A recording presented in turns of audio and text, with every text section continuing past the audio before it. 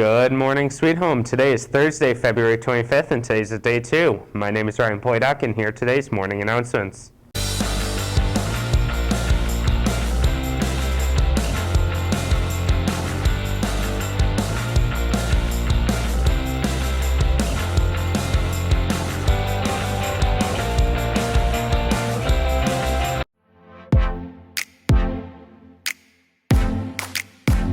Good morning, Panthers. It's currently 28 degrees. The high today is 32, and it's going to be partially cloudy. Back to your morning announcements. Attention seniors.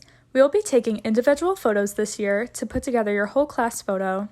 Please come down to the athletic hallway between 10:30 a.m. and 12:30 p.m. on your assigned day to have your picture taken and to be included in this important keepsake for your graduating class.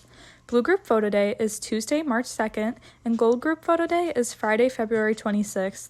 Remote students, please schedule an appointment for either day by emailing Mrs. Saltz or Mrs. Palucci.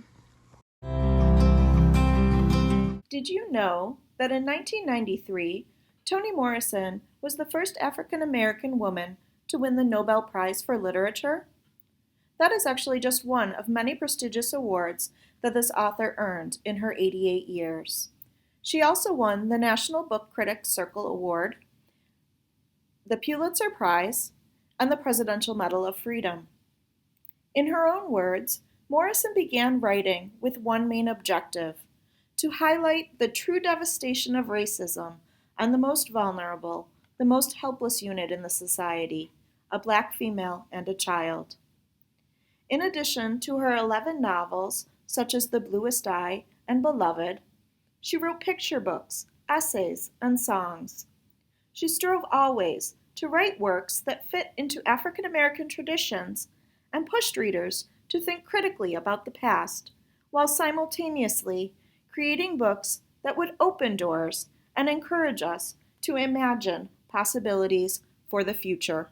Did you know that Neil deGrasse Tyson is one of the most influential scientists of our time? His popular books, TV programs, podcasts, radio shows, and Twitter posts have propelled him to the forefront in the fight for science understanding through this contentious time of climate change, pandemics, and political upheaval.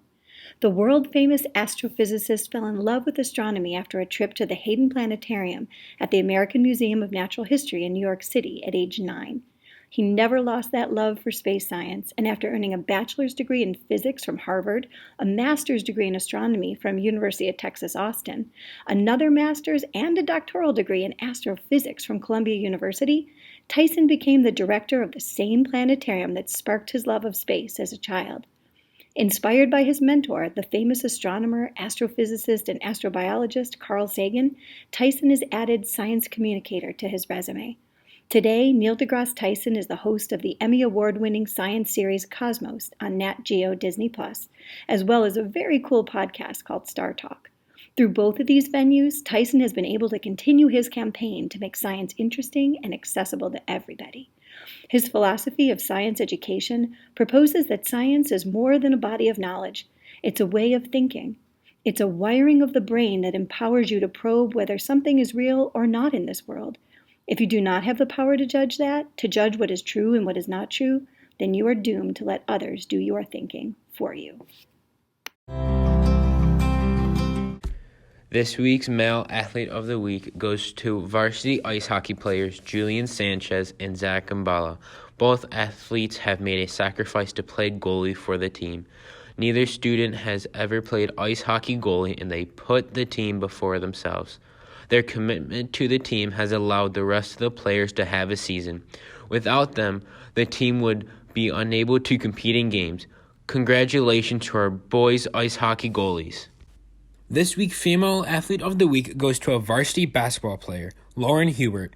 Lauren Hubert poured in 18 points against Will South, Amaria DeBerry, a future UConn player. Lauren showed no fear against going against the 6'5" center and played tough defense as well as grabbing several rebounds. This comes as no surprise with Lauren's strong work ethic in practice. Congrats to this week's Female Athlete of the Week, Lauren. Calling all artists. Are you looking for more exposure? We want to help. Submit your drawings, stories, poems, or songs, or any other artistic creation to the Panther Eye. One submission will be selected every other week to be shared on our website and social medias. For more information or to create a submission, visit panthereye.news.